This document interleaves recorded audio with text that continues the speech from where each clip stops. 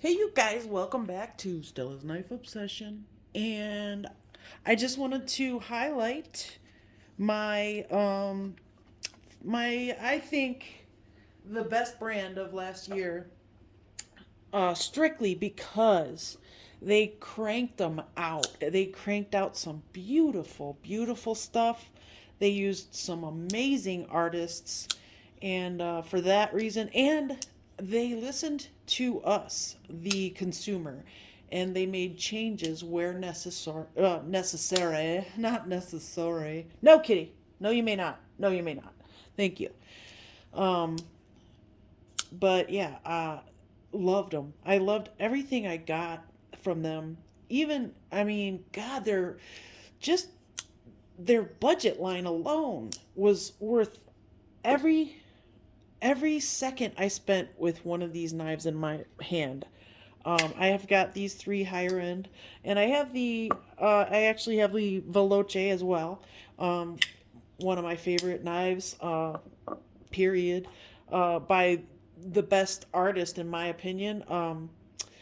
My favorite artist of last year is Sharif Mangana's, and then I think the best artist in my opinion as far as designs and that I received in my or that I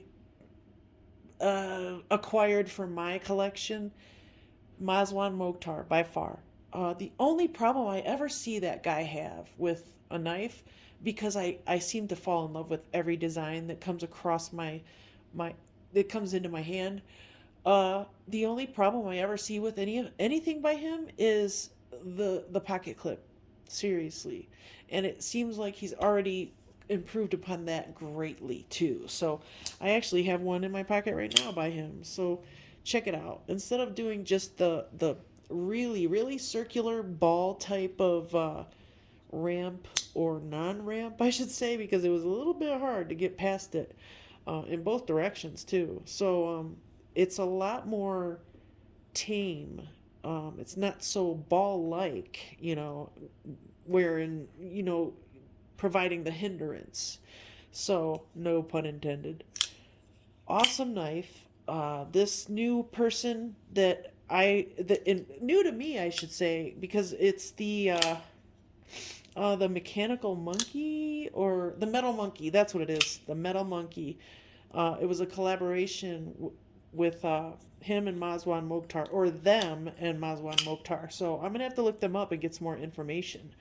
But I just wanted to go through some of my Civivis, and I mean my Kubeys, and that's funny that I say Civivi, because I have to say Civivi did pretty well last year themselves. So I was pretty happy with everything I procured, I acquired from them. Excuse me. Uh, I'm no lady. So I have quite a bit here. I'm not going to take them all out because it would take forever, and I'm cooking dinner right now. So I'm going to hold off on taking all of them out, but I'd like to just pull out a couple of really good ones, whether it be strictly a smooth factor, or just overall factor, like the momentum done by Sharif Mangana's good overall knife. Very, very excellent overall piece. Let me wipe off the lens. Tickles. There we go. That should be better, I hope. Okay, that's better. Good. Yeah. So I wanted to just pull out a couple. This I got a couple years ago, but I love it with the quick stud. This is the Kubey Nova. Excellent knife. I have both versions. So the higher end version right here. I love this colorway. Super sexy, especially that titanium. Oh my god. Yeah, and they're both so good. Like they're oh, the action, you guys. Kubey, they do something to me. Their action is phenomenal. And it's because they used, and this, I'm convinced of this, because Tucson has some terrific action, but if you compare it to a Tucson or a Civivi, or I mean a Kubey or a Civivi, um, Kubey and Civivi both use ceramic caged bearings, but the cages, well, they're cages. First off, they're not nylon washers, so they're cages, and I think that those cages, because of the freedom that the little balls have in there, they're not stuck in one spot, just rotating like that. I'm not saying that they move around the cage, but I'm saying they're not confined. And that's why I think that the action on these in the caged bearings are so much, the action is so much better on the Civivi and Kubi.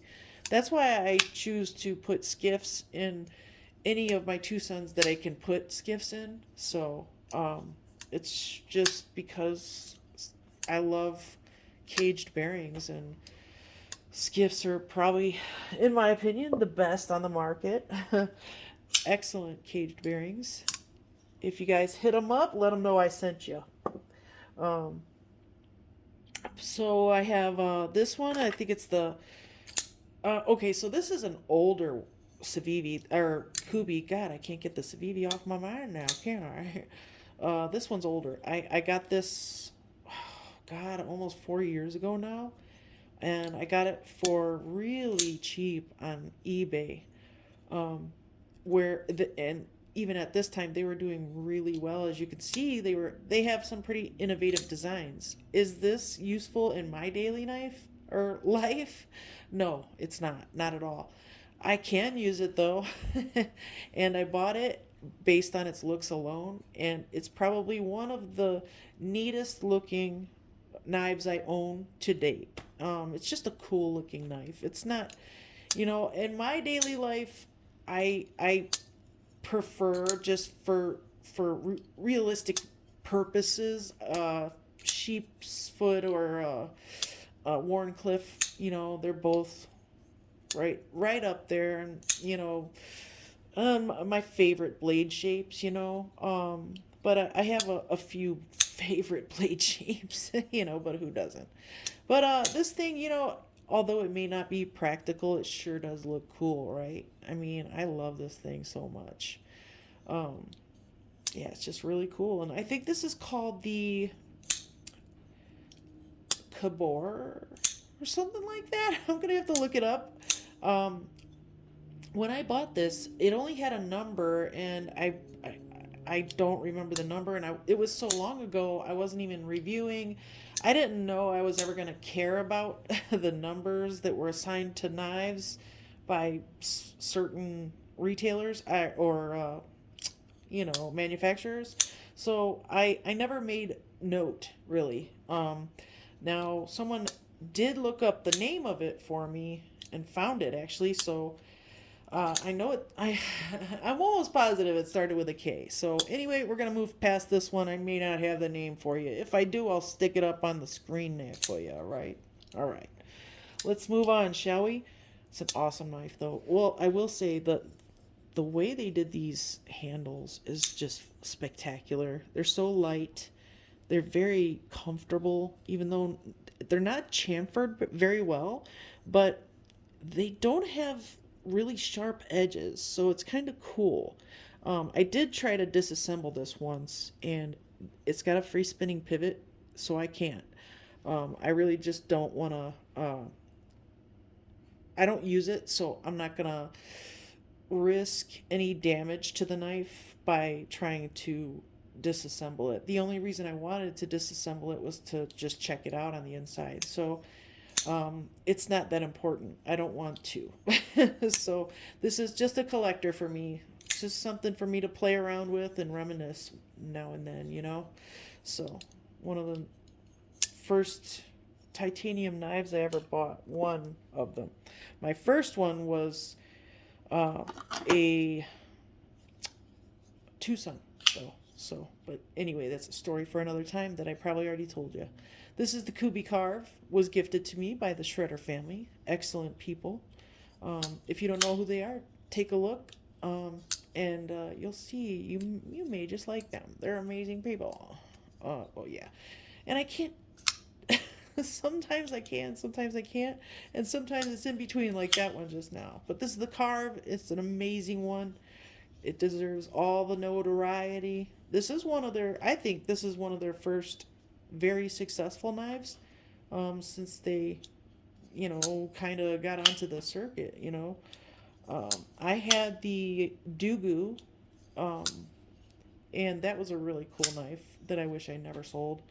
But I also had this other knife that I mean, both of them. I think I paid $15 each for them. They both had D2. One of them had red and green G10 with a mirror polished blade, and they were both really cool knives. You know how you regret things long after, because they say hindsight is 2020, and boy, do I know. Anyway, this is the Drake, an excellent knife. Now they make a couple different versions. This is a budget esque knife. I mean, it's cheaper. It's got G10, but it does have a titanium clip and AUS 10 steel. So it's probably AUS 10A.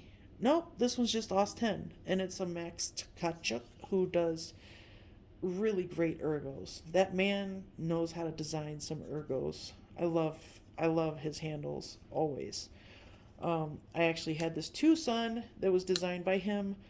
Obviously, I sold it a while back and I can't remember, but I can't remember the number of it, but it had this like kind of leaf shaped blade. Really cool. It was really cool. It was very kind of unorthodox. It was outside of the box, and I really liked it a lot.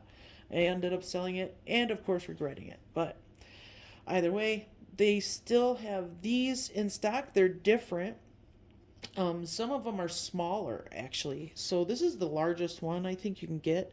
Um, they have ones that are just slightly smaller with different blade steel and just a stamped steel clip. So they're cheaper. This version, this was gifted to me, but this version I think is like I think it's around $60 or something. And if you go to White Mountain Knives and use my code Stella's Obsession, all caps, no gaps, you can save 10%. So that's always cool. Um, let's see what else we have. Just a few things I wanted to pull out here. I think this is another Max. Yeah, another Max Tkachuk design. Excellent ergos yet again. A great little choil. Same as you could see right here on the Drake. They're both relatively small, but effective. This one I love because it's smaller and stabby. Great piercing power with this little guy. I can get a 4-finger grip on there. It's definitely not for humongous hands, but it could be a nice little 3-finger knife for humongous hands. Great little knife though. Lots of control with this in your hand. It's although it is just a drop point blade, you get lots of control. So you can manipulate this knife in whatever way you want to do whatever you want it to do. So let's see. Oh, and I can middle finger flick it. There we go. Gotta give it some rest, but this is one of those ones that just has this creamy action. My God. Just love this. I mean, it's so smooth. Unbelievable. It's not drop shutty, but it doesn't have to be. It's so satisfying. It's not exactly not drop shutty though either, so it's kind of got that happy medium. Feels nice though. If you don't mind flipper knives, I know some people don't really care for flippers. Some people do. So yeah, it's a good little flipper. Good little flipper folder. And one of my favorite designers, I'm sure you guys hear that me say that constantly. So Dmitry Ozarenko, this is the Monster Dog. I know a lot of you are familiar with this one. This is a really cool freaking knife, man. It's amazing. The ergos are phenomenal. Dmitry is He's, man, his custom stuff is wicked beautiful and just great. Just great stuff. Like his, the milling he achieves on his scales, the designs I've never seen anybody do. I've never seen another company impress me the way he does with his designs. My God, they're great. So, if you're not familiar, I say look him up. If you have an Instagram, check him out on Instagram. His name is Dmitry Ozarenko, and he designed a couple for Kaiser as well. Yeah, excellent. Yeah, he did the October for Kaiser. Awesome, awesome. And you gotta love the fact that it kind of looks like a dog. You know, a little monster dog. It's a pretty cool knife. I love it. There's a premium version of this as well, so it's very, very useful for me. And this sheep's footy type of blade, very useful in my daily life. Dag nabbit, I just can't seem to form the words. Let's see what else. Here's a pretty big fan favorite. Matisfaction likes to call it the poor man's Arius. This is one of the best. This is an amazing knife, not just because it is like the poor man's Arius, but because it's highly customizable. By the fact that they put this slot in the blade, and you can delete this, boom, you just customize your knife. And the action, oh my God, the action. Plus, I've seen so many of these customized so far, and I haven't disliked not a single one. They all look so good. But then again, when you're the Bill, the guy that does most of these that I've seen customized, I mean, the guy can't go wrong. He's amazing at what he does. So, great knife though. Comes in a bunch of colorways, like they all do, really. And then the Raven here, another great colorway by them.